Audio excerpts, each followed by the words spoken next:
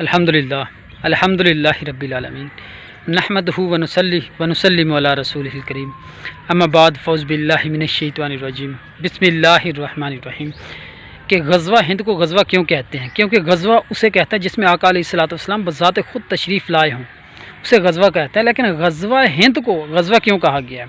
یہ بہت بڑی معرفت کی بات ہے، اسٹریٹجیکلی بات ہے، حکمت بری بات ہے۔ کیونکہ آقا علیہ الصلوۃ والسلام بذات خود تشریف لائیں گے تو کیسے لائیں گے؟ پہلے بھی میں نے حقیقت اسلام جو میرا دوسرا چینل ہے اس میں نے بتا دیا ہے کہ بظاہر تو واقعتاً ہونا ایسا ہی ہے جیسے میں نے اس میں ایک کلپ ڈال دیا ہے، اور ماننا نہ ماننا یہ ہر انسان کی اپنی ذاتی رائے ہوتی ہے۔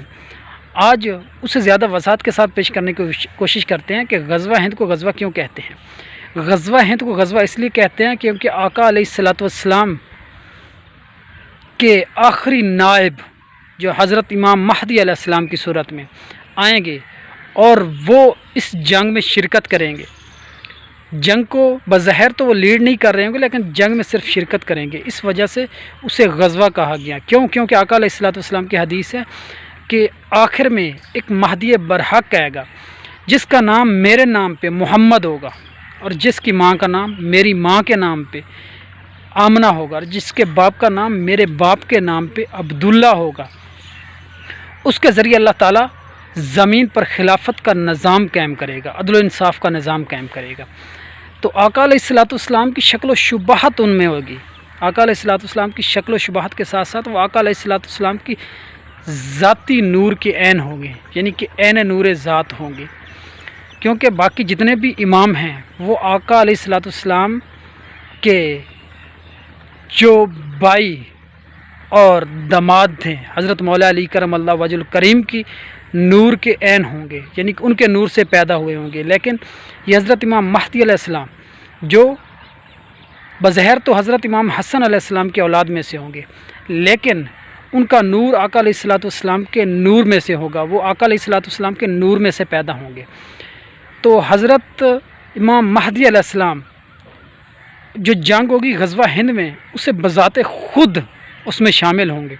اس وقت خلافت کا نظام نہیں ہوگا، کیونکہ جنگ جب غزوہ ہند لڑی جائے گی اس وقت ابتدا میں وہی خلافت کا نظام رائج ہوگا یا اس کے فوراً بعد رائج ہونا ہوگا۔ تو اس وقت حضرت امام مہدی علیہ السلام خلیفہ تو نہیں ہوں گے، بظاہر خلافت تو حضرت امام مہدی علیہ السلام آخری خلیفہ ہوں گے، کیونکہ حضرت امام مہدی علیہ السلام کے بعد کوئی بھی خلیفہ نہیں ہوگا۔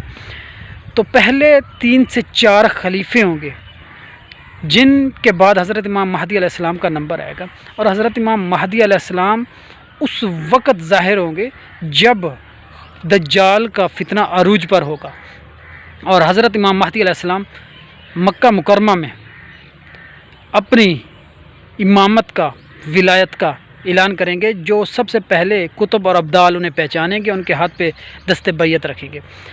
یہ تو ظاہر ہو گیا کہ غزوہ ہند کو اس لیے غزوہ کہتے ہیں جس میں آقا علیہ الصلوۃ والسلام کے مہدی برحق، آقا علیہ الصلوۃ والسلام کے ہم شکل ہم صورت، اور آقا علیہ الصلوۃ والسلام کے نور میں سے پیدا ہونے والے عین نور جسے حضرت امام مہدی علیہ السلام وہ بذات خود تشریف لائیں گے، اس لیے اسے غزوہ کو غزوہ ہند کہتے ہیں۔ اور یہ ہندوستان میں لڑے جانے والی جنگ ہوگی جس میں مسلمان بامقابلہ کفر ہوگا، اور کفر کا جو ساتھ دینے والے ہوں گے وہ یہودی ہوں گے۔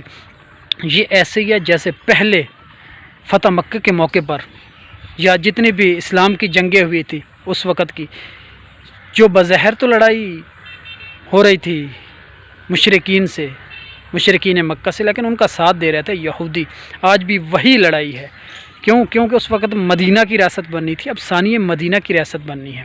اس وقت بھی اسلام کے نام پہ لی جانے والی پہلی ریاست تھی مدینہ کی ریاست۔ آج اس کے بعد 1400 سال بعد بھی اسلام کے نام پہ لی جانے والی دوسری ریاست پاکستان تھی، اس کا نام مدینہ تھا، اس کا نام ثانیہ مدینہ تھا۔ اب یہ بھی اتفاق ہے کہ اس وقت بھی کفار اور مشرکین سے لڑائی تھی اور ان کا ساتھ یہودی دے رہے تھے۔ آج بھی ویسا ہی ہے، ہندوستان کفار و مشرکین سے بھرا ہوا ہے لیکن ان کا ساتھ یہودی دے رہے ہیں۔ اس لیے اس غزوہ ہند کو غزوہ ہند اس لیے کہا جاتا ہے۔ آخر دعوانا الحمدللہ رب العالمین۔